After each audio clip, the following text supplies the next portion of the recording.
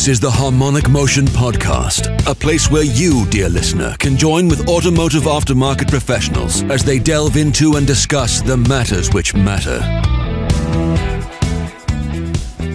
Hello, I'm James Dillon, your host for the Harmonic Motion Podcast. In this episode, we sit down with Mr. Awesome himself, Steve Scott from Simply Diagnostics Network, and we talk about some of the matters that are affecting our industry. We also hear about Steve's history, his past, and how he got to where he is today, being one of the primary influences in the automotive industry, how he's built the network at Simply Diagnostics Network and the emphasis behind that network, and what it means to join in, and also some of the activities that those guys are doing to drive the standards of our industry upwards. We also touch on some of the initiatives that Steve has got and built for apprentices. And if you're in the automotive industry in technical repair or management, please give us a listen. There's some absolute gold sitting in this episode. I'm delighted for this episode of the Harmonic Motion Podcast to have the one and only Steve Scott from the Simply Diagnostics Network with us. And Steve's going to join us to share his wisdom, his benefit, and his story of how he got to where he is today, and the things that drive him on, and what's made the Simply Diagnostics Network the great success it is. So I'd like you, members of the audience, to join me in welcoming Steve into this podcast episode. So Steve, thanks a million for agreeing to put yourself through the trial and tribulation of appearing on a podcast. What is it all about, Steve? Tell us your sort of story. Roll back the years, if you would. Right. So basically, believe it or not, I'm actually a time-served carpenter. Left school. My father was a carpenter. He wanted me to be a carpenter, so I got an apprenticeship with a local authority. Went off and did my indentured apprenticeship. Finished that. Couple of years, year or so out on site, travelling about doing bits and pieces. I'd always pottered with cars and things like that, and I was one of these children that had to take things apart to learn how they worked. And yeah, we won't talk about how many watches and washing machines and clocks and that I destroyed as a child. But the building side of it was one part of it satisfied one part of my creative need. And but the taking apart of things, so that was it didn't really mature, if you like, until I'd finished my apprenticeship. I'd been out on site. I realised that carpenter wasn't for me, so I thought, you know what, I'm going to go back to college. I'm going to be a mechanic. Everybody said, you can't do that, you're a carpenter. I said, well, I'm going to try. So I enrolled at my local college, so Mid Cheshire College. And we signed up for, all in one go, I signed up for the 383 City and Guilds, the 381, 383 Advanced Craft and 381 Advanced Craft, and the welding all in one go. And I went back as a full-time student. So all in all, probably maybe 6 years worth of work, something like that. And I was that invested, because obviously by this time I was classed as an adult learner. I was that passionate about what I was doing that the lecturers literally had only been there a few months, and they just put me in for all the exams and everything all in one go. So literally within a matter of months, I was doing my City and Guilds, and I passed them all. So I had all these fantastic bits of paper that said I was a mechanic, including the Advanced Craft, to distinction and all that. But you very soon realised that without any background, without any physical hands-on span of time, it's pretty worthless. Couldn't get a job anywhere, went round all the local garages, nobody was interested. So I got a break from a breakdown company. They employed me as a recovery driver on the M6, Boardman's Recovery back in the day. And so they sent me out in my 7.5 ton Ford Cargo, picking people up and all that. And then all of a sudden, one of the breakdown guys didn't turn in for work, so they stuck me in this 7.5 ton spec lift then, and off I went. And that was the start of the journey. You realise very, very quickly what you need to do to get cars moving when you're on the hard shoulder of the M6. So did that for a while. Then I started going back round all the garages again. Nobody was really interested. And then my local Renault dealership, I mithered him that many times. The guy eventually, the service manager eventually just said, you know what, you can have a start. And So I got my first job in a real garage in a Renault main dealers. That went well. Then they went over to a Nissan franchise. And here we are, the journey started.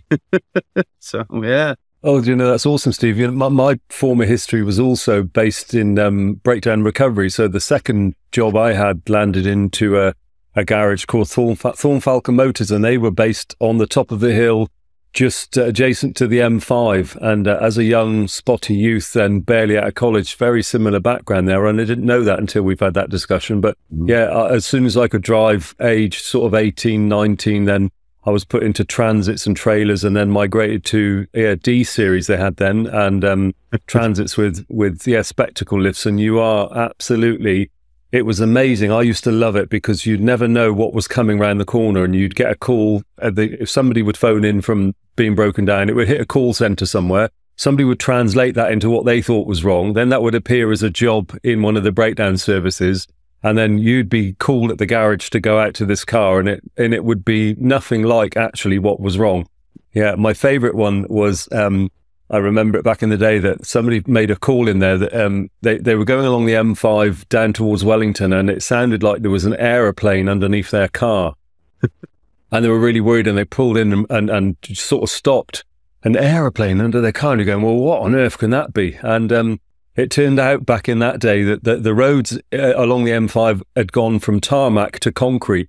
And if you weren't used to it, the big concrete panels that were that made the motorway from here down to Exeter then would give you a funny sort of road noise. Yeah, and this person had picked up that it was the road noise, and they'd pulled in thinking they were breaking down, and it was just the tyre contact with the road. And that was a peachy job. Nothing to do here, sir. It's all normal. Carry on. Yeah.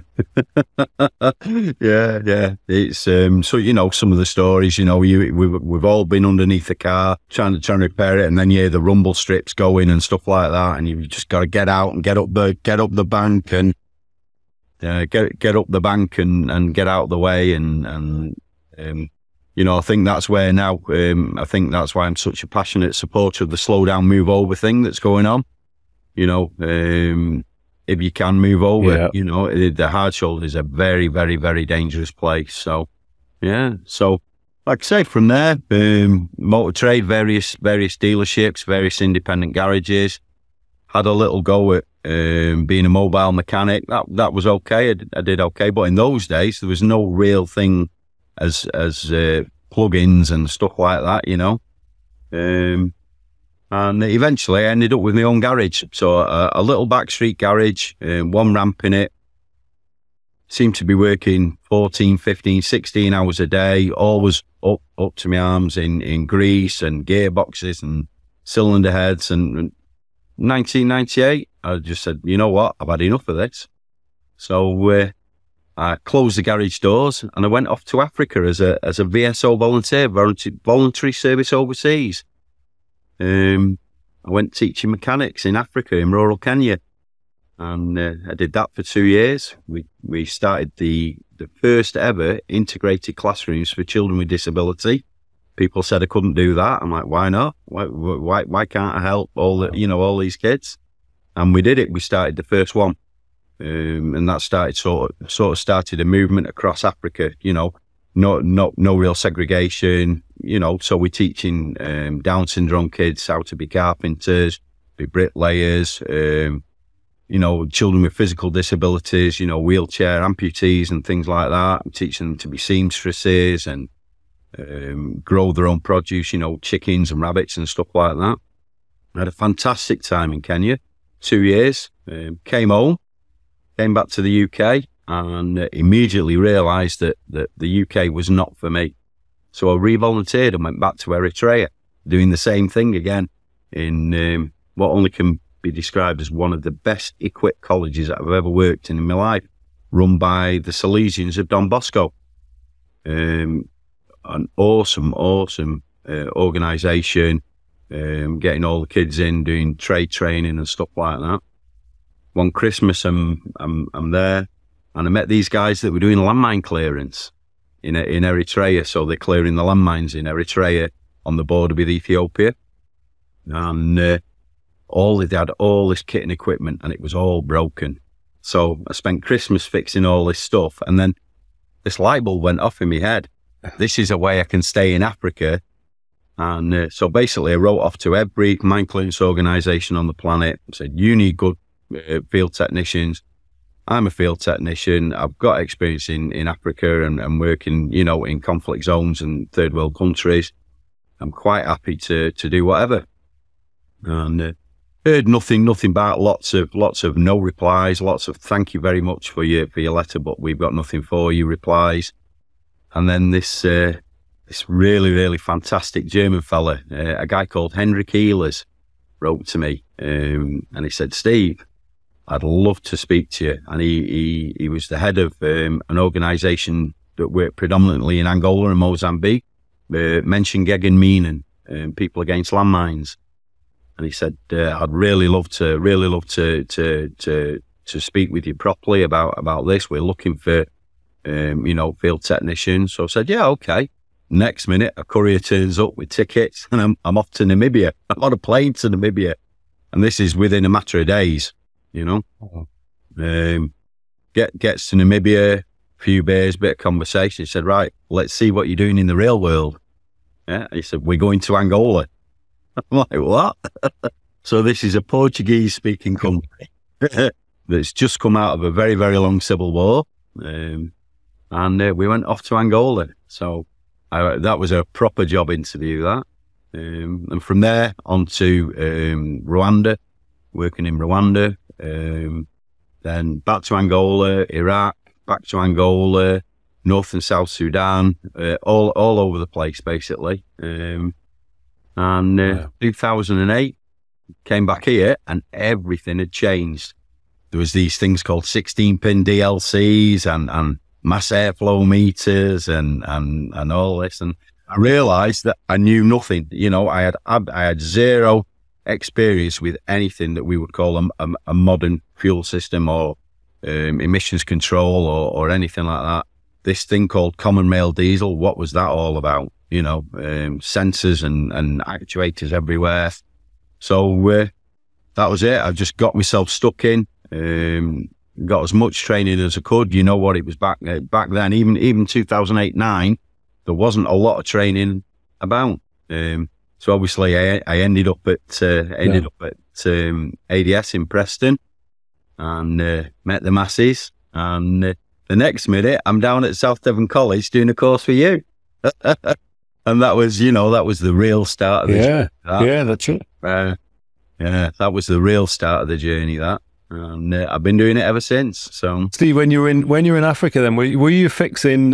Was it pretty much like you were hoping? Then was it fixing broken plant and equipment for the mines?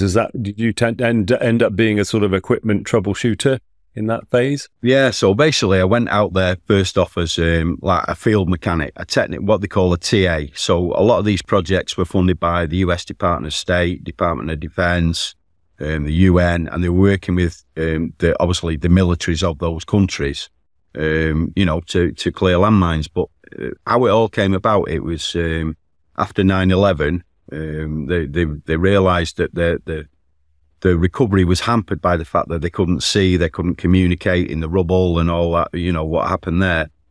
So there's a government branch called NVESD, Night Vision Electronic Sensor Division. Runs out of Belvoir in the States, and literally they put millions and millions. So we were trialing ground penetrating radar and wireless control. I mean, you know, we were working with remote control D9 bulldozers and mini flails and vegetation cutters and all that.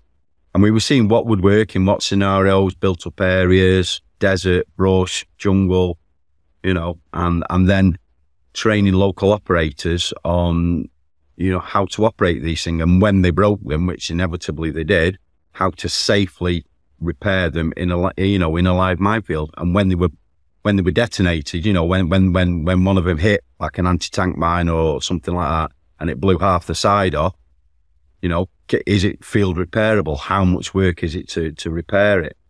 After that, then we got into a bit of the logistics. Obviously, that naturally leads into moving things in and out of countries, moving things around. So that took me into logistics. It further strengthened sort of like my training and trainer of trainers and all that sort of thing. Then we ended up, looking after D-miners and assessing D-miners, were they fit to go into a live minefield, mine detection dogs, how you imprint a mine detection dog handling, everything, dispute, conflict resolution, all that sort of stuff. So, they say the man shouting at you, all you have to do is take your sunglasses off. Wow. And they calm down. If you look them in the eye, they calm down. So it was a myriad and a multitude of things. And it was always, Steve, can you do this? I'm like, well, I've never done it, but I'll have a go. So, and I think that stems all the way back from my childhood. Where, it's, we did all sorts. Yeah. Well, amazing. Yeah, that is amazing. So such an array of experience. Yeah. And in a conflict zone as well. So you'd got that sort of threat to life going on, as well as you trying to do your job and then bring the locals in. You'd got that sort of imminent threat that I'm guessing in some countries the leadership can change in a blink, and then who were friends yesterday could be your enemies tomorrow. I'd probably say the most scared I've ever been in my life was in Southern Sudan when we had a bit of a thing there. Like, Iraq was a breeze compared to that. That was literally, Sudan was so volatile and so fluid. 1 minute you'd be working with D-miners, and the next minute one of them would have an AK pointed at you and stuff like that. It could be very, very fluid for the smallest of cultural infractions, if you like. So yeah, that to be really, really careful, and obviously try and communicate in their languages as well. At one point I had bits and pieces of about 40 different languages flying around in my head. It was quite a challenge sometimes to remember what country you're in and what language you should actually be speaking. It was challenging, but really, really rewarding. Yeah, I can only imagine. It sounds like a completely awesome experience with a huge amount of life-changing and transferable skills, which has probably led you along the path where you are today. And you've probably seen stuff that would make other folks' toes curl in the out there in the real world with sort of limited support. So it sounds phenomenal, and it sounds sort of frightening and scary at the same time. Yeah, it was, everything's an unknown. Every single corner you turn is an unknown.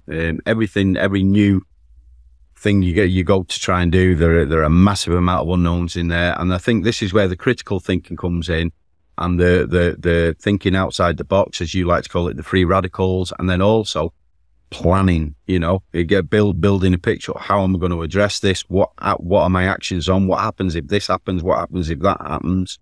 And I think that's why this the diagnostic process and the 4 rights, and I think that's why it just falls. It registers. It's in all the right segments in my brain. So yeah, it's amazing. Those transfers, those sort of skills about rapid thinking and problem solving in a blink. And I think the more you train your brain into that sort of stuff, I think it becomes innate that you can sum up a situation. If you've had to do dynamic thinking in a job, and I'll take myself back to that breakdown organization that you've got, you've been sent out with a truck and a resource, and you get there and the car's in a hazardous position. Yeah. And you've got to go, right, okay, assess the scene first of all. Or RTA is another good one for me, Steve, where you rock up there and you've got a car upside down blocking the road, and the passengers hopefully been taken care of by the emergency services, but you're next on scene to sort this mess out, and you've got car upside down, one in the hedge.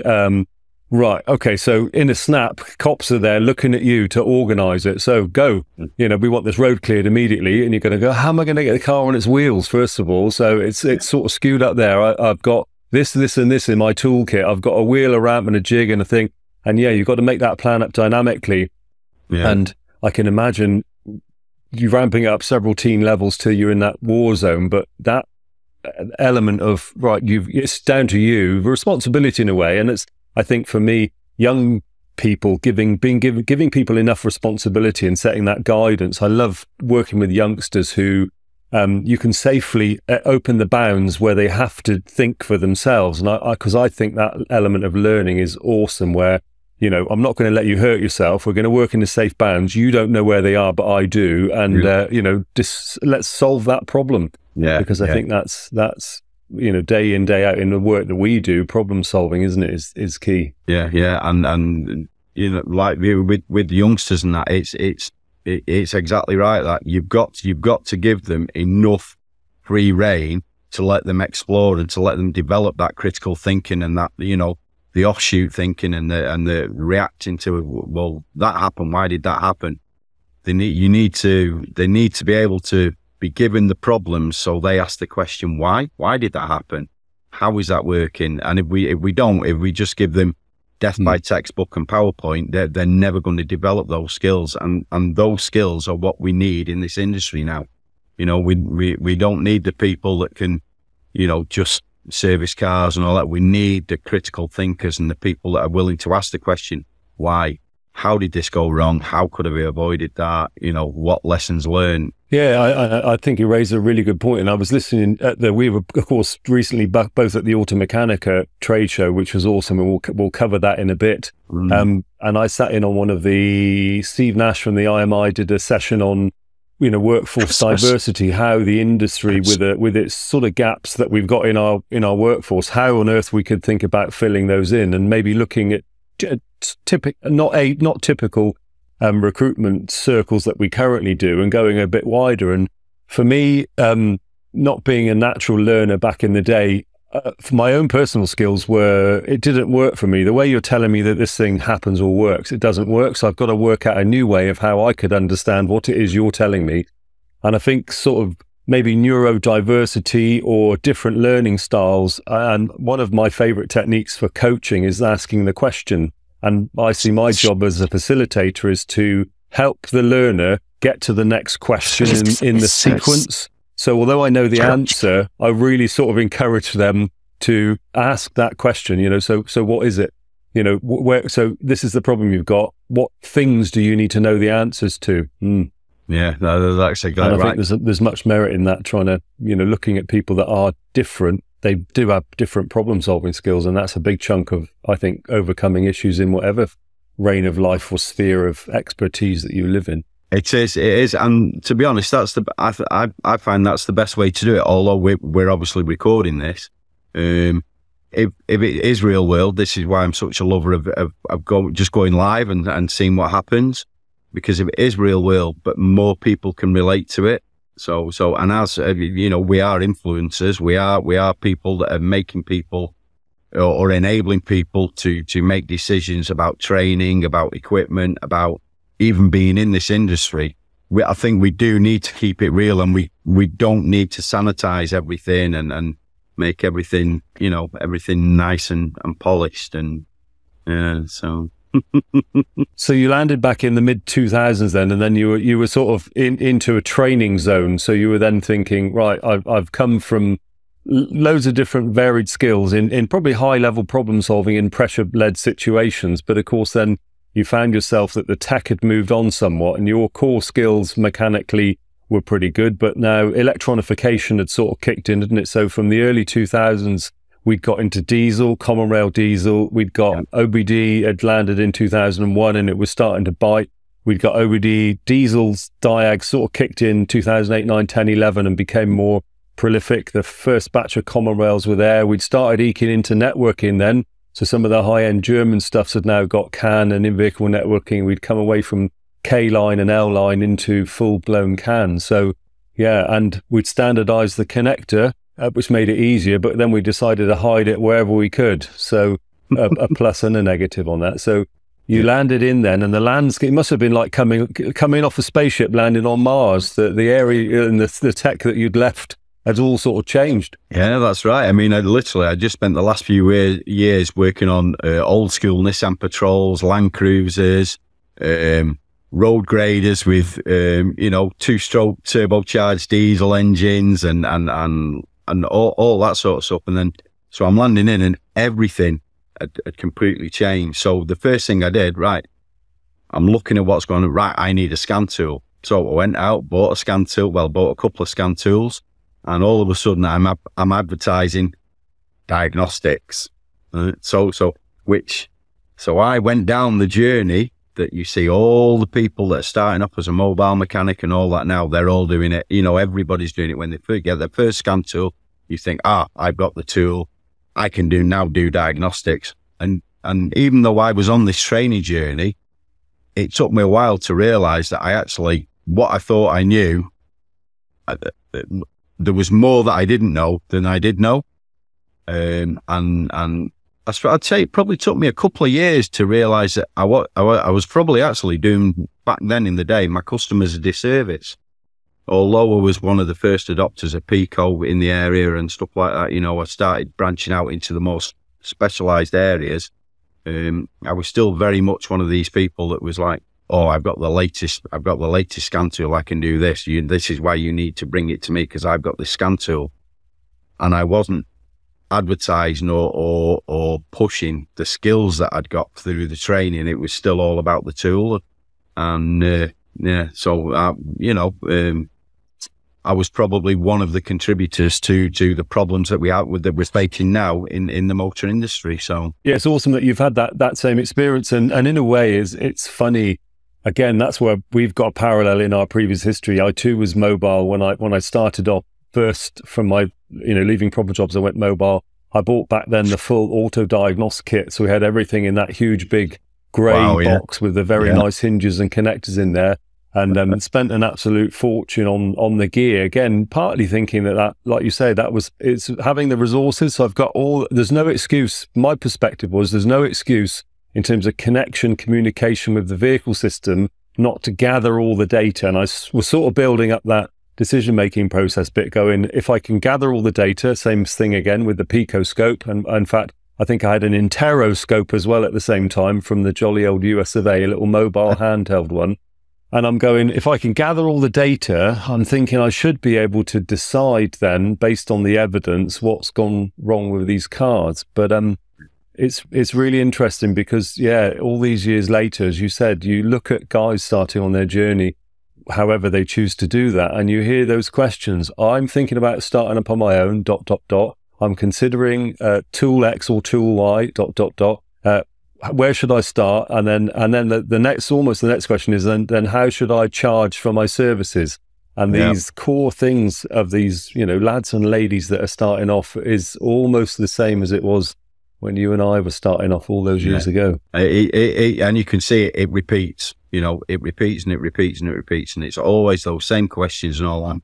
And I think really that's probably what we're all about now is, we're trying to make that transition from diagnostics into an invested technician that's qualified and well trained. We're trying to make that transition easier, less expensive, expose people to that want to learn and want to do the job right, but don't know what the job is. Expose them to the people in the industry that will help them, will support them, will make those decisions easier, less costly, less mistakes made, and hopefully, in the end, everybody turns out, everybody wins.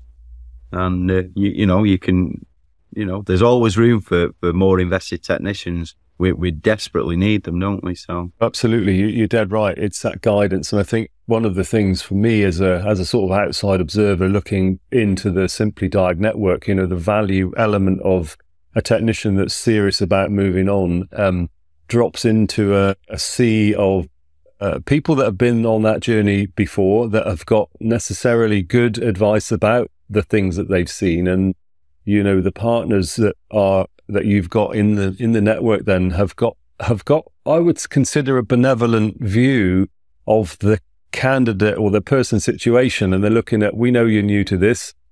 We know some of the questions that you're trying to ask.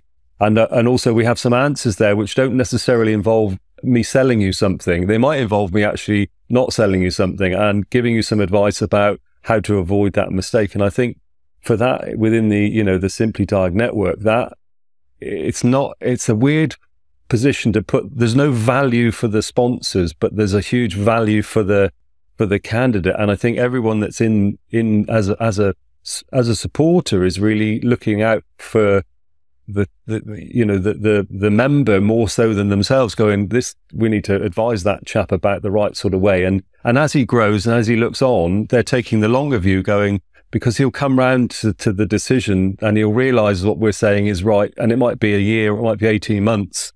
and they'll come back and go, yeah, this thing you told me back then has set me in good situation. I've moved myself on in my position, and now I'm ready for ... And I think that I see that time and time again, really, and technicians that I've met through the Simply Diag network have moved along their journeys, and you can see that amazing fostering going on. Not to dwell too much on our partners and that, but obviously when we first moved over to the portal, there were massive costs involved in building a web portal and administration. So we invoiced our partners at that time then, just to help keep the cost in. But none of our partners actually pay to be partners anymore. They've all got a proven track record now, so we don't send any invoices out to any partners. Everybody that's associated with the Simply Diag network, Pico Scope, Technical Topics, DPF Doctor Network, Diagnostic Connections, Avon Tuning, Tom Denton, Andy Savitt, and the list goes on, All Data. There's nothing in it for us. So the network, the prerequisite is you must be willing and able to support our members with whatever they do and give them unbiased, neutral advice on the best way to go. So that really is and this is where the whole stronger together thing comes in. So it's to be, we don't have companies that just want to sell as partners, and we don't get the kickbacks or anything like that. It's you must be able and willing to look after our members, and if you can do that, then yes, fine, in you come, sort of thing. So, and that comes through in spades, I think, for people that are more than just glancing from the outside. Anyone involved in that sort of really gets that, and I think maybe that's sometimes external people don't, and you probably have that conversation with supporters that want to come in and think it's about access to a group of techs, and having been involved, I know that that's not the case. It's more actually probably, do you know what you're getting into here? Because there's going to be lots of help, and there's going to be lots of sage words of advice, and if you're thinking about business, then it's not it. If you're thinking about people, then it's it. But if you're thinking about business at that first level, it's not, is it? It's the benefit and the wisdom and support you can bring to others, and business will take care of itself if you do the first thing right. Everything else sort of drops into line. So it's been proven time and time again by the the people that have now been in the community for a number of years, and you see them grow and develop, and you see that the investment, the push for investment is it's linear, instead of this, I need to go and buy all this stuff right now and then learn how to use it. It's a very shallow linear path, and we've watched them going along the journey, and we've watched our partners grow as well, as in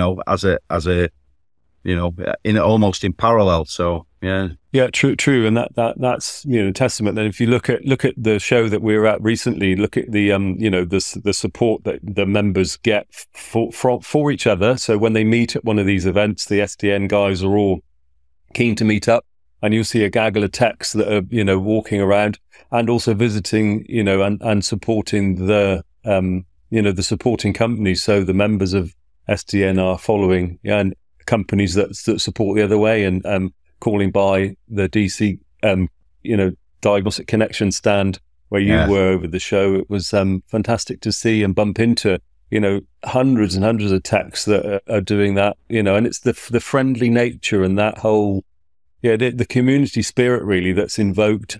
What is essentially a trade show, it's more of a social to gather and to talk about things that are affecting people and the groups of the Simply Diag network, and together sharing it. It's pretty awesome to witness, actually. It's awesome to be part of it, and you see all these techs coming on and that, and seeing wearing our logos, and I'm like, what, there's no better feeling in the world, what I mean, than somebody who's proud to say, I'm a member of the Simply Diag network, and it's humbling. It really is. And to watch, after my heart attack last year, and we were talking about it before, the way that the community just carried on growing and sort of it put a big wall around, and don't worry about Steve, he'll be all right when he come, he'll be back. But for now, let's get on with getting on and let's make sure this community's thriving. And it did, you know. It's truly, truly humbling. And it also gives me hope for the future that we've got some really, really awesome people, never mind skill level, because it's not about, you don't have to be a master technician to be part of it. You know, we're talking from apprentice level right the way up to people like me that came back and knew nothing and they're just coming back into the industry. But they all rallied round and they looked after each other and all that. There's virtually no moderation required. And the community spirit, I think, it really is humbling. It really is. Yeah, it is. You built something special there, Steve. You really have. And that's testament to your leadership and your vision. That's something that you set out with the aim of doing that. I was going to ask you, where did the concept of Simply Diag Network come from? When was it born, and how did you get to where you are today, the philosophy or the execution? I was watching this years and years ago, so this would be what now, maybe 6 years ago, something like that. I'm watching the video of this guy in America called Scanadana, and he's talking about bias testing and bias voltages and load testing things and learning how systems work. And we got into a bit of a private message with him, and we what Paul's like. He's very, very engaged with his viewership. And he said, you're a mobile guy. Why don't you ever go up making videos? So I did. One morning, and it's almost iconic now. Turned the camera on. Good morning, Facebook. and that was the start of it, Facebook Live. Then it was YouTube. Then from there, it was like, right, okay, the people on Facebook and the people on YouTube want somewhere to discuss things. So the first Facebook group came along. Then we started to see, that necessarily we were getting people in there that weren't, they were just trolls and things like that. So the original Facebook group, it was always the goal with that, and the objective for having that group was it was a place for people to discuss my videos and testing methods. So it was never about silver bullets, and also raising the public's perception of our industry and what it really takes to be a technician. Yeah. So we started doing that, and then all of a sudden you see it, and the technical questions start coming then. And then people start asking about specific vehicles and problems that they got in the workshop. Now, bearing in mind, it's to improve public perception. I'm trying to reach as many people as possible as I can. So it's a public group. Yeah? Then people start saying, well, we need somewhere private that's not in the public domain to discuss it. So I started a private group. That was an absolute disaster almost from day one. There was literally, it just, what people are like in private groups, they think they can say anything, keyboard warriors and all that sort of stuff. So I closed it, started a new group, and we introduced then a subscription fee. Back then it was £10 a month. And all that was really was a filter. It was like, right, here's the paywall. This is a filter to enable you to be in this room. If you're paying a monthly fee, you obviously want to be there. You're not just there to troll people and all that. And it was fine. And so the network was born there. The Simply Diag network was born there with that first subscription service that we offered. And it worked well, and it grew and it grew and it grew. And then all of a sudden, Facebook start closing automotive groups down for IP, the whole war against copyright theft and intellectual property rights and all that. And we suddenly realized that we built up this massive database of problems and testing methods and all that. And at any moment, Facebook could just close it. So we're like, okay, what we need to do now then is we need to build our own platform. We need to have our own platform. We looked at various options that were out there. And in the end, we got Dean Rice from Nova Barn. He built us simplydiag.net from scratch, built it all up. It was months in the making because, I've got a lot of attention to detail, and I wanted it to be mobile friendly, so predominantly mobile based, so you didn't have to log in on a PC. I mean, I run it predominantly off my mobile phone. and it just went from strength to strength. The original Facebook group, the free public one, that was up until 2 months ago. 3 months ago now. We'd got over 10,000 members in that group, and despite us continuously saying, this is to discuss videos and testing methods, and it's to increase public perception, and it's also a route to market for our partners, a way of giving them some exposure. People weren't paying any attention to it, and I was repeatedly getting warnings off Facebook and that. So 10,000 members, and I'm literally sorry, it's got to go, and it's gone. I archived it, and I think it's probably not one of the most sensible business decisions I've ever made, but in terms of it was doing more damage, more harm than good for the industry, and it wasn't portraying us in a positive light to the public who could see it. So it's gone now, and that's that. So the only thing I've got now is, how do I increase the public perception? Is through my business page, my Simply Diagnostics business page. Try to keep it light-hearted and all that. We've still got the good morning Facebook and the thanks for watching, you're awesome. But not every post's technical, not every post's even about cars. One of the best posts I did was a picture of me with me bag, stood at junction 19 on the M6 with a box of Jaffa Cakes. Where are we going now? 20,000 hits in one day. And then all of a sudden, though, that exposes you to a whole different demographic. And then people, what's this guy doing with Jaffa Cakes? What does he do? And then they get to the public perception bit and the education bit, and so that's how it started. That's where we are now. Yes, yeah, and a brave decision, Steve, with the public-facing Facebook group, and again, that's maybe a lot of people don't understand that, but there is definitely a war from the social, and I wouldn't say maybe war is a strong word, but there definitely is a focus on any transgressions to do with IP or protected material. And you're right.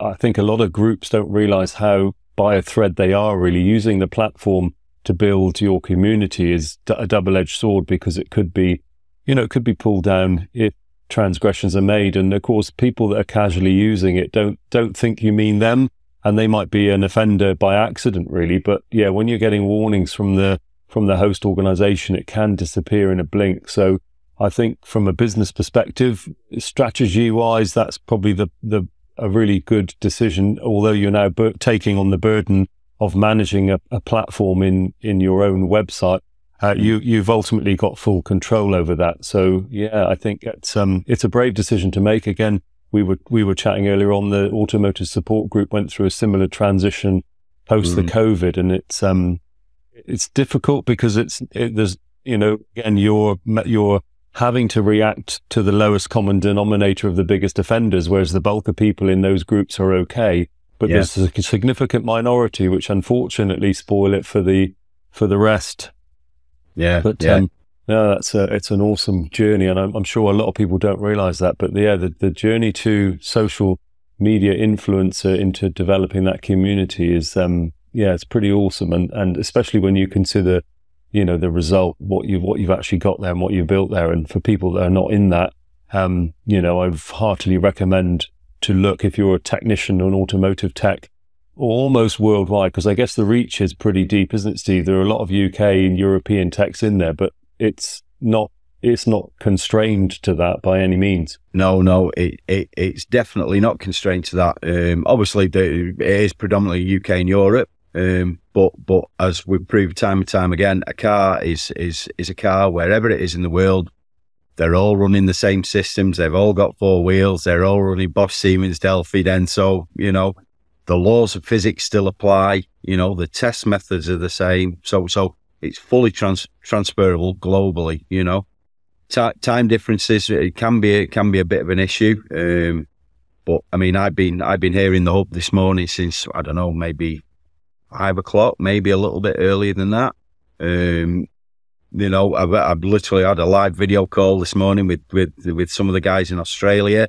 They were getting to their end of day. So the time difference doesn't really matter, even in terms of the live Zoom that we run every day when I'm in the workshop. You know, we've got 3 live feeds running continuously when I'm in the workshop. Obviously, at the moment, they're not now because obviously I'm doing this. But the minute I finish this, the Zoom link will go straight back up again. 3 live feeds from the workshop. A technician, wherever they are in the world, can drop in real-time advice there and then. They need talking through a wiring diagram that they don't understand. I can show them through that. I can take control of their computer. I can give them control of mine. I can edit it in real time. I can talk them through how a circuit works, circuit designs. They've got problems if they're a new scope user and they're not sure how to set the scope up for a particular test. I can show them. I can take control of theirs. I can let them, if they've never used a Pico, I can set my scope up here on a vehicle. Normally it's the Pickler Volvo, the Pickler Tools Volvo, that Pickler Tools supplied us. Drop the scope onto that and then let our member then take control of that scope, and they can get some hands-on time before they make that investment. The same with the wiring diagram systems that are supplied. We've got Hella HGS, we've got All Data, we've got Bosch ESI, we've got Haynes Pro, and all of these, we've got agreements with all of these people that we're allowed to use that as a means to spread the word about technical information being the one of the key fundamentals to successful diagnosis. And so they can get hold of it. They can try it before they buy it. We don't do any, we don't get any commission or anything like that. Nobody from Simply Diag Network is trying to sell you anything. So you can just come in and have take control, have an hour on it. If you bought a product and you don't know how to use it, I'll spend an hour and give you some time on that. And it doesn't matter where you are in the world or what time zone you're in. I'll try and accommodate you, so. Yeah, it's I've had some feedback from guys down on the courses, Steve, that are coming in that find that element of it completely, or since you've been back in the saddle running those live streams, they're hopefully feeding that back to you. But I've heard some really positive stories where guys are either with a car, where they're using a piece of technical data subscription that they don't really understand, or they've got a waveform that they're not really too sure on or quite how to get it. And those drop-in sessions, and I know some of them have been quite short. They're a 10-minute session where you've hopped on a call, and that's enabled the tech to get over the hump of, and maybe made the difference between fixing it in a reasonable time and making a profit in the job and helping sustain their business and their family and all that sort of stuff, and not. So, yeah, that service seems to be, you've hit upon something really, really quite unique and positive there. And I know feedback from the members I've spoken to are giving me the big thumbs up, and they've talked through some particular cases that they've been online with you, and it's made a huge difference. So yeah, I think that's amazing. And then also they've also got the option of, let's say they've got a particular problem car that they can't, it's become a time vampire. They've completely lost the whole focus. They need another set of eyes on it. A telephone call is not going to help. So just get it on a low loader, get it down here, we'll fix it together. So they bring the cars here to the hub. It's our members' hub. This isn't this workshop behind me. It belongs to our members. So they can book a ride-along day. They can bring their broken car. We'll work through it together. We'll fix it together. We've got literally every tool that's needed available. And they can come down, and it's all at no extra cost. And with the minute you've paid that subscription, and you've gone over that paywall, you're then got full access to all the membership benefits and everything. There's no further charges. You don't pay for training with us. You don't pay for the live Zooms. You don't pay for the technical support. There's nothing. It's literally, it really is. It's like, this is your hub. Come and use it. Yes. Yeah. And you've also run some sessions there, haven't you, Stephen? Some weekends, some more formal sessions. I know in the recent history, then you've run a few sessions. I think the one, only because I was with Andy this week, we were having a quick chat about the time he came up, and also the support you're giving the members with Andy's session. Andy Crook is obviously doing a bit of business and helping garages to be more profitable, to make their businesses better. And you ran a live session there for the guys coming from wide and far. Could you explain to our listener then how that day, what was the emphasis behind that day, how that day shaped up, and how it was different? It wasn't a technical day at all, was it? No, it wasn't. No. So we have obviously we've run technical days in the past, and we've had demonstrations and ADAS talks and all that, and But for Andy, it was all about, you know, the business of diagnostics, how to actually do the job profitably, well, and also to ensure that you've got, you know, some balance in between business, you know, between work and all that, and he really was sharing his wisdom. Anybody that's, you know, that's not listening to Andy's videos, I strongly recommend that you go and do that. And Andy's, again, he's offered to come and do another one for our members. He said it's unlimited. I'll come as many times as you want, whenever you want, you know. And it really is, you know, he's the same. He's the same ethos as you and I and a lot of others, you know, that are moving in our circles. You know, all we want to do is to make the industry better and to empower the technicians and to try and get them to have a bit of love for the industry, you know, to reignite that spark. And the entire day's focus was on that. Let's help you find some love in the job again and be able to make a profit, which is not a bad thing, at the same time, you know, and be able to retain your staff, to employ the correct staff and all that. You know, it was a fantastic day, you know, and we'll be running many more in the future.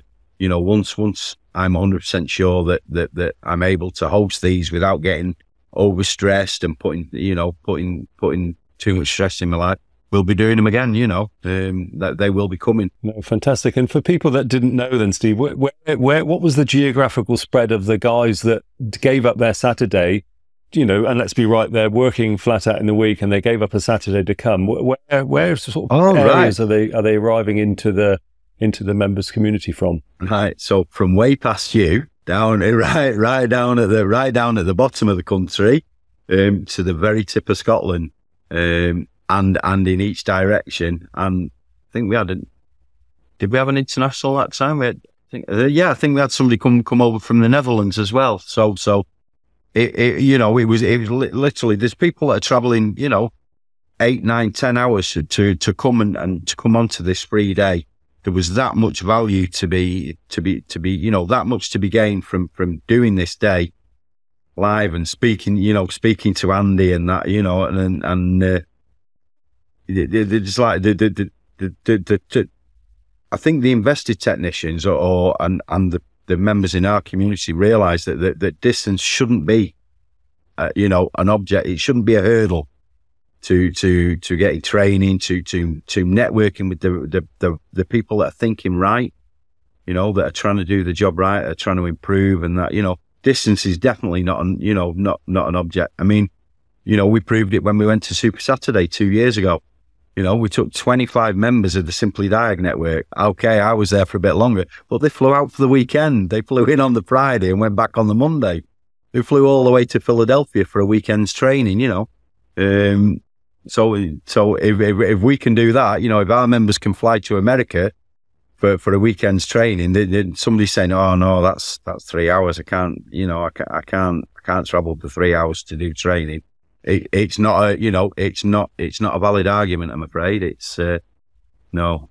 They came from countrywide. It was awesome. Countrywide, and again, I think a little bit maybe about technicians in the right mindset working, because it's a lonely business sometimes. I think a lot of guys I know don't have the support from their own community, let's say of their peers, maybe guys they went to college with or to tech with, might be in a garage, and their view about life can be quite negative in my experience. So they get nobody to bounce off those ideas, and nobody definitely that's inspiring them. And actually, you sometimes hear stories where their co-workers or colleagues or ex-colleagues and co-workers are actually questioning why they're doing it. And you know, I get the feeling from those events, it's the why turns upside down. The reason why you're doing this is ...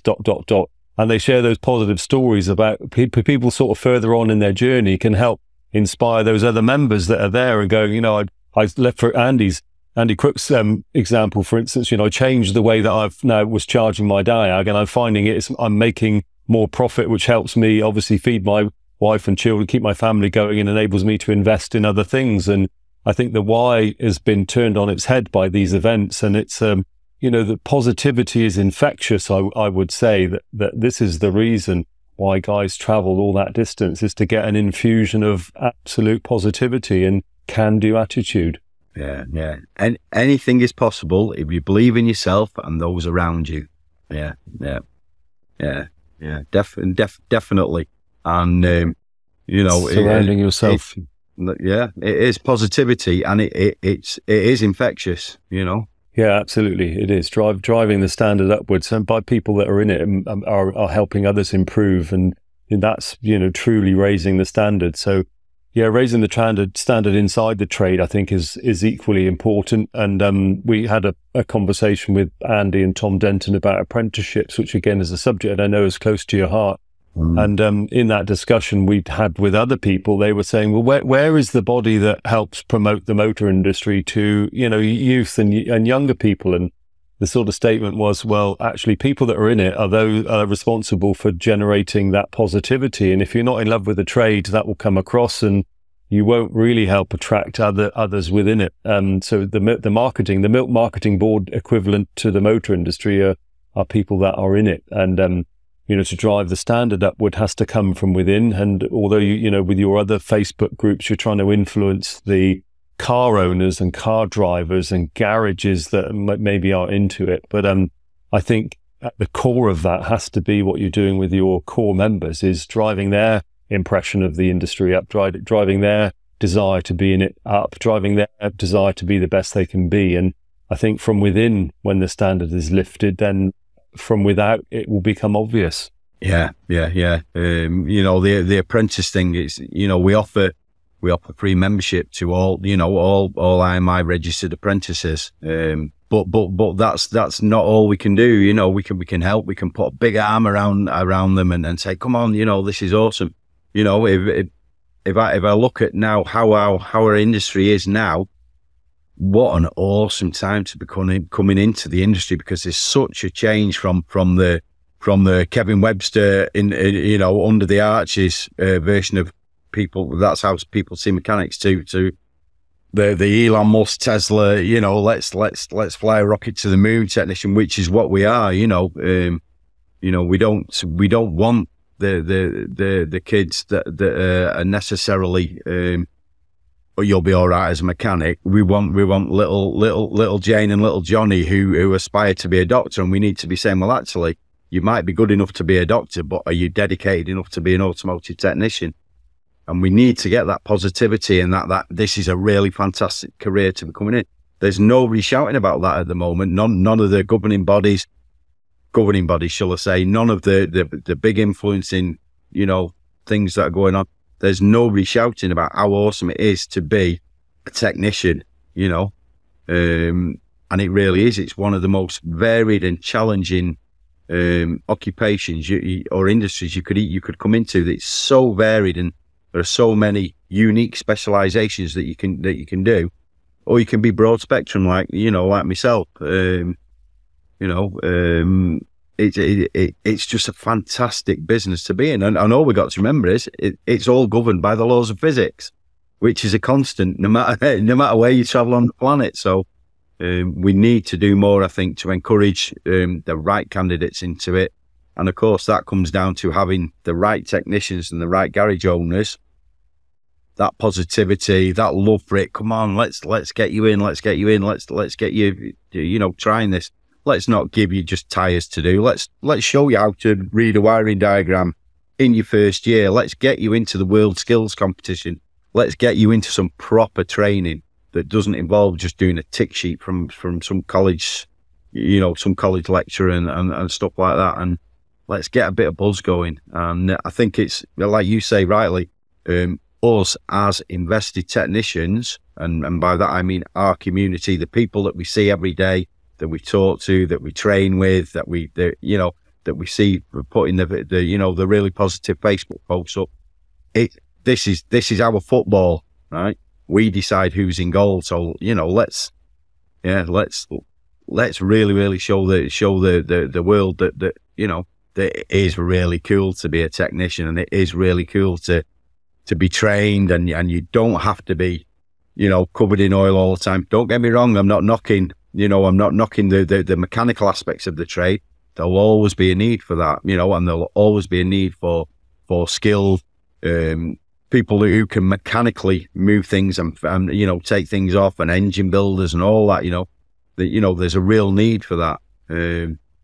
But we need to get rid of this under the arches impression that everybody's got. We can just do a quick look, or like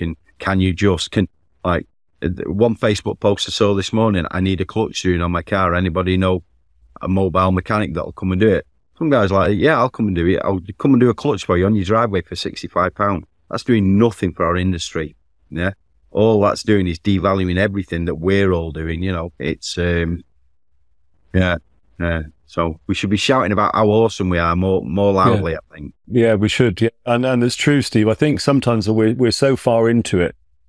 I talk to people all over in all different areas of the stuff I do. So when we were refurbishing TTHQ, we had the electricians in, and I was speaking to the electricians about my 3-phase brushless DC motor and my AC to DC conversion and the technical aspects of that. And they're going, oh my God, we didn't realize that stuff's going. Yeah, I said that stuff's going on here all the time. I talked to the computer guy. Well, I need a new computer. What are you doing? Our computer vision. What are you doing with computer vision? So with ADAS, we're on cameras and radars now, so we've got to do object recognition. So I'm trying to build a little model that can do object recognition using a webcam. Oh my God, is that in cars? We've been in cars for 8, 9, 10 years, yeah, and we have to deal with it because we've got to calibrate it.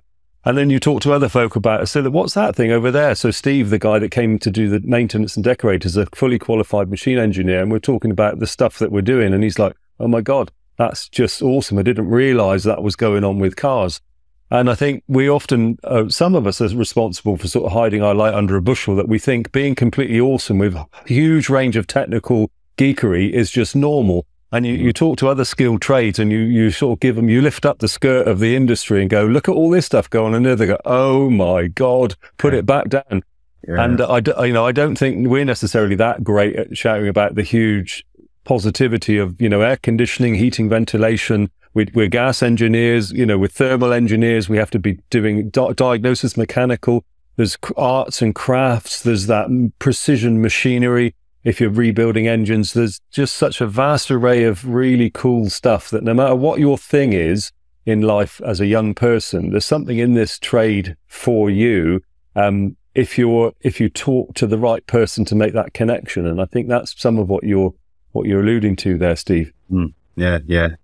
If we're an apprentice, then currently, how do we engage with current apprentices? So, Steve, how would a current apprentice be able to engage with the Simply Diag network to avail themselves of that brilliant offer that you've got about welcoming them into that, the positive Simply Diag family? Right. So what they do is they go on to www.simplydiag.net, register and set up a free account. So that's the first process. There's a you join for free. Have a look around, to just get your feel, learn the buttonology and all that. Look around the free side of it, yeah. Then send me a private message. So all you have to start typing is, there's a little envelope icon at the top of the screen. Tap that, start a conversation, type in Steve, and you'll see it's Steve SDN. If they send me a private message with proof, so picture proof that they are an IMI apprentice, that I'll set them up with a new learner account, and they're in. They've got access. Then, yeah, they're in and they've got access. And Tom looks after the new Tom Denton. He's watching those threads constantly. There's a lot of our Simply Diag specialists, so master technicians from most brands, our partners. We're all actively looking to engage with the new learners when they ask questions. There's no such thing as a stupid question, and they can post behind the firewall. So their boss isn't going to see it, or and if they want a bit of support, anything at all, it might not be car related. It might be mental health related. Where do I get this training related? Who do I speak to about this related? They can do private messages. They can it's a safe and secure place for them to do it. But so initially, join for free, send me a private message. I'm an IM apprentice. Here's the pictorial proof that I am an IMI apprentice, and we'll set you up with an account for free. That is completely awesome, isn't it? I think any of wherever our listener is involved with colleges or further education, if you've got responsibility or connection to apprentices, I think, share that word loud and clear with any and all apprentices that you've got on your books that because it's a fantastic resource library and it's a fantastic support network to call on for a growing mind. So that's an awesome opportunity, Steve, and that's very generous of you to open it up to apprentices. And I think I could heartily recommend that. It's a great way of being supported in your formative years. Yeah. And we both myself and our members are fully supportive of that as well, and it's done on a bit of an honesty basis as well. So, we fully expect that the apprentice is there for the apprentice, and that the garage owner isn't going to say, well, you sign up and I'll use your login. And you know what I mean? We're a community, you know what I mean? And we expect really people to share our ethos of stronger together, and not just people that are, looking to get a free way into Simply Diag Network, It's definitely the onus is definitely on supporting the new learners, the apprentices, and spreading the passion that we've got for our industry amongst them, and encouraging them to grow. Yeah, absolutely, and of course the opportunities that exist once they're inside for having their questions answered in a non-threatening way and a non-judgmental way, because I think the guys that are in the group have all been there, haven't we? We've all been that that person that doesn't know. What would we have done for a safe harbor? Being able to ask that question. I remember as being a younger tech myself, probably even loosely before the internet started, but when I started to get really interested in it, going onto the Cars forum and AOL, and that was predominantly full of American technicians, and it was completely daunting to be able to even ask a question. And a lot of my education was through reading other posts, but with SDN, it's very different in that, with that perspective where the young tech can ask that question that he's not sure of, and he will get positivity and points towards resources and, the next question in the sequence, or in fact the answer. Yeah. Yeah, that's really awesome. Steve, I got a couple of questions I was gonna ask you specifically about the industry. So to get your view, one of those, and it's a deep and dark question that is facing most garages up and down the country, and it has been for a while, and probably since post the COVID, it's become more of a problem when people have taken a look at their, the lives, the way they run their business. The technician crisis. What do you think we should be doing, we as an industry, about solving the technician crisis? Any words of wisdom, advice, or thoughts on that? Wow, that's yeah. I mean, that's we are in a crisis. It seems to be that the people that are most passionate about the industry are already doing it for themselves. We're losing the skills base rapidly, almost. You can see it in decline. There's no real positive recruitment. Everybody seems to be recruiting on money, on salary. And I don't necessarily think that's the way to go. We definitely need to be paid more. As technicians, you're not going to get somebody who's fully invested for 30 grand a year. Somebody really needs to give the industry a shake up, and, we need to set a more realistic salary for our technicians. We need to get that pay up. We need to get the other remuneration. So, the healthcare, the time off, the support for families. The little girl's got to play at school, all that sort of thing. Parents' evenings and all that. There shouldn't be none of this where can I book half a day to go and watch a school play. You shouldn't even have to be having to ask that. It should be reciprocal. So we need to build everything up. But in order to do that, the business owners, the people that are employing the technicians, have to make more profit, have to earn more money. And that can't happen until we raise the public perception of what we do, and we get some pride in what we do, and the public can see that we really are skilled people, So until we add value to their perception, we're not going to be able to pay the technicians what they want to be in a satisfying, rewarding career and we're going to continue to lose people to offshore, offshore power and stuff like that. We're going to continue to struggle with the apprentices. We've really got a big problem. We need to be targeting other technical industries and recruiting from within there. We need the IT guys. We need the electricians. We need the scientists. We need the people that are really good with technical documentation and stuff like that. And I think we need to be looking further afield, apart from the fields where, oh yeah, you're good enough to make a mechanic. And, and the people that are already in there are already in our industry. We need to give them big arm around and say, come on, you're worth more than this. I'm going to pay you. I'm going to put my prices up. I'm going to charge more. I'm going to get better cars, better customers, higher customer expectation, because obviously we're in the automotive aftermarket, but this is equally relevant to the dealer networks. Yeah. We need to say, this is what we're worth. This is what we're going to charge. And, I think you said some years ago, the ownership model's changed now anyway. It's not an automatic right to have a car, but that's how the public see it at the moment. It's a luxury. Yeah. And we are purveyors of services to a luxury industry, and we need to get some pride, and we need to help those people that are in the industry stay in it and not move out. And we need to be positive, and we need to offer as much training as we possibly can, as much support as we possibly can from a garage owner's point of view. And then as a technician's point of view, we need to stop thinking, oh, this is rubbish, I'm fed up of doing this. We need to be looking at ways where if the job is too boring and repetitive, how can I change that? How can I change my working practices?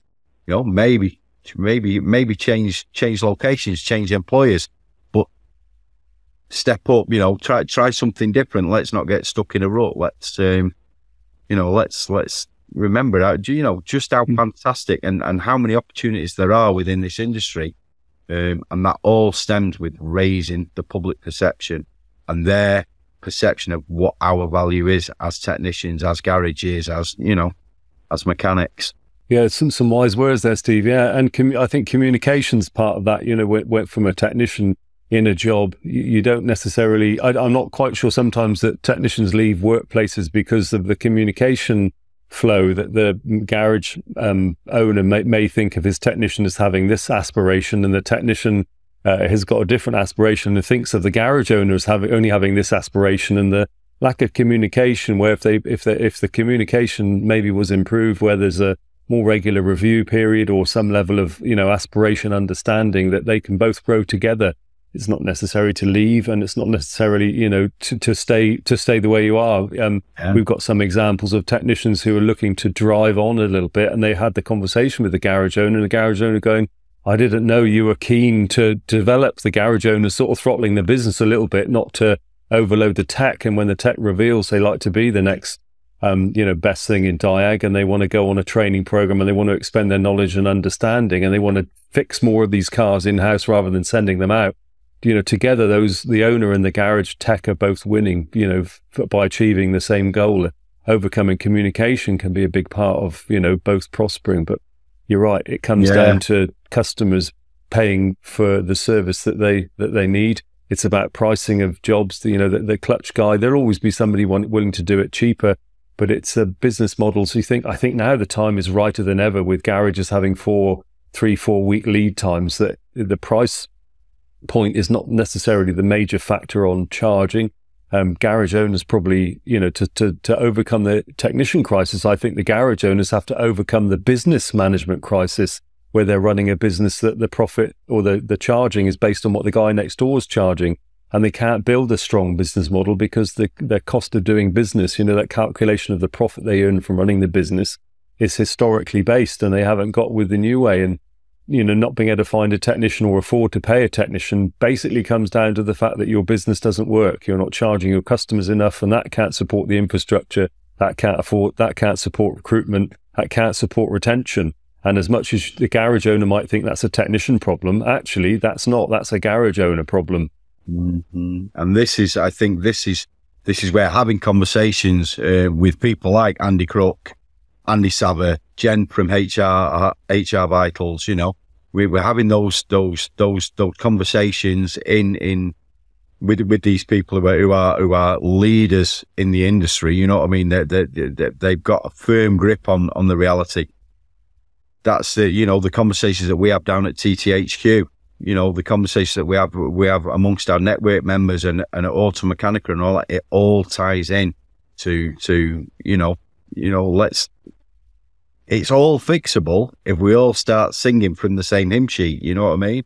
If we all start doing this, and we do it more, and we do it louder, and we do it to more people, things will improve, you know. But we've got to, everything starts off with having a conversation with the correct person, I think. Yeah, it does, Steve. Yeah, I don't think the answers are different. I think the conversations probably need to be more frequent, and bit of open-mindedness from all involved, and I think we could probably get there. But again, feeding in the raw talent in the bottom of the technician, the business model has to be pretty high up there, doesn't it? Enough recruits of the right caliber to start the process of training and learning, because great technicians aren't born overnight. There is a sort of 5 or 6 or 7 year growth period where they get their base education and they get the experience, and then they can start performing. So the levers to solving it are quite long. If we made everything better today, it would be 2030 before we see this is drastic, isn't it? 2030 before we see technicians popping into the front line, acing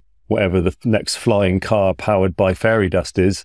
Well, it's their long levers, and action needs to happen.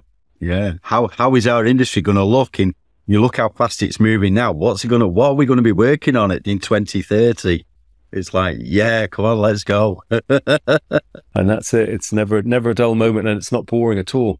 No. And that's another reason why, what we've got going for us, the attraction for talent is completely driven by technology. So if you want to be at the leading edge, it's a career well worth having, definitely. Yeah, good stuff. Steve, I was going to ask you about plans. What are your plans, sort of short, medium term for SDN? Have you got anything you want to share the way it's going? Is it more of the same? Have you got any new and interesting things going on? Yes, obviously, we're just coming out of obviously my post illness. I had a heart attack last year, so I'm still in the recovery process. But we'll ramp up. We'll be doing more members' days once I'm confident that I can. I'm well enough to host 40 people for a day's event. Then we'll start putting more of those on. I'm very, very happy with our community as it is. It doesn't need to grow any bigger. We're not doing it for the money.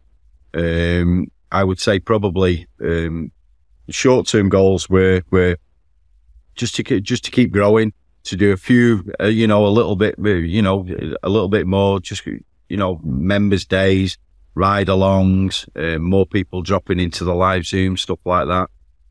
More appearances at stuff like Auto Mechanica where I can spread the positivity, more things like this podcast. Medium length goal. So obviously Super Saturday, that's massive for spreading the message globally, because, we'll take a delegation to America, that does, that really does emphasize that it doesn't matter where you are, all the problems are the same. All the training is completely relevant. Doesn't matter where you are in the world. And also the fact that there's no excuse not to travel for training. Long-term goals. I'd love, because obviously we're in an old building here. We've got one end of a workshop. We're in an old building here. Long-term, I would like to see us in our own, community-owned building, or in a long-term lease in our own community-owned building. I don't quite know if that'd be possible, but that's my goal is within 5 years is to hand over the reins to our members, to appoint new directors of the company, and let it go from then, and let it be my legacy, and then I can just sort of sit back and help where I can.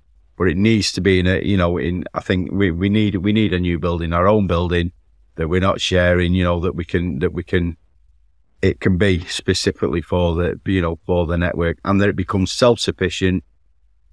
That's my 5-year goal, really. That's where I want the community to fully take ownership of the network. I want it to be my legacy, and I want us to be in our own building, and then I can just sit and watch and give people hugs from the sidelines, and go into happy retirement. 54 now, so maybe 5 years is a bit unrealistic. Maybe that might be a 10-year goal, but we'll see. Well, just to keep growing and just to keep spreading the positivity. That sounds awesome. So you'll have your own VIP chair in the new community hub, Steve's Corner. Yeah. A vibrating one, a massage chair with it, so I could just sit there and just be. Yeah, we like that. Yeah. We like the side. Oh, cool stuff. No, that sounds awesome, Stephen. I think that's a great aspiration, and superb, as you say, superb way of handing on the reins of what you built there to the next generation, or to those members that share your vision. Obviously, that's it's fantastic to hear, and I wish you well with that. And I'm sure that's achievable, and that would be, as you say, that would be, to pinch your phrase, completely awesome. So, Steve, we got one tradition on the podcast as we're coming to the end, and can you believe it? We've been chatting for a good while now, and it's been absolutely amazing for you to share your perspective and your view on a number of different subjects, and to hear the inside track of Simply Diag Network and the philosophies. We generally end the podcast on the magic wand. So taking the magic wand into account, there's 2 swoops. You can do a down swoop and an up swoop, and your magic wand gives you 2 wishes, and they're pretty wide ranging. Anything that you choose, the only limitation is it's to do with the industry. If you could have the swoop down, you get 2 wishes, one on the swoop down, one on the swoop up. What would it be if you had 2 wishes that you'd change or make different about this lovely industry that we work in? Am I allowed to say the same as Andy Savva did? So I would say licensing or regulation with teeth for the industry, to ensure that the people that are willing to train and willing to continue their CPD, that are willing to invest and dedicate themselves to the industry, will have the full support and the full backing of the licensing body, and anybody that's outside of that licensing body is equally recognised that they're not licensed. It's like having a lawyer that's not not registered to the bar, So if you're licensed, you're regulated, and you can lose your license if you do bad things or you don't keep up with your training, your CPD, and all that sort of thing. I would say that would probably be my number one wish for the industry. Our industry will be portrayed in a more positive light on television, adverts, on the soap operas, in the movies, and all that. I really wish that somebody actually realistically, that we would start to be portrayed as the skilled, invested individuals that we are, and what it actually takes. I wish we could broadcast that on every channel every day, and get rid of this, the cheap grease monkey stereotype. Yeah, amazing. Two really good wishes there, Steve, and I find it hard to disagree with those. I think there'd be a lot of support for those 2 things. Yeah, they would help immeasurably in some of the challenges that we face. So, yeah, they are pretty nifty wishes. So, Steve, all it remains for me is to say thank you so much for participating, giving up your time to come and share your story and your views with our dear listener. It's been fantastic. It has been truly awesome. And I think, your perspective on life, the meaning of life, the industry, and how the direction it should be driven in, and the steps that you personally are taking with your network to do that. I think you should be in the Queen's Honours list, a rise Sir Steve, I would think, for services to industry. I really appreciate what you do. I know others that know you also do. Yeah. I'm not so sure about being in the honours list. I think there are people in this industry that deserve that recognition way before I get that. I'm just really, I'm appreciative that you've given me a platform here to air my views. You're a good friend. You're my mentor. You're one of the most influential people in my life and my career. And it's, I wish everybody could could have the career that I've had, you know. And everybody that I've ever crossed paths with, all I want them to be is better than me. And I think we'd be in a pretty good state then. Yeah, that's an awesome final thought. That's brilliant. Thanks, Steve. That's Shane. Brilliant. Thanks very much for participating. And remember, you are awesome. Thanks for watching. You're awesome. And we'll see you soon. Bye for now.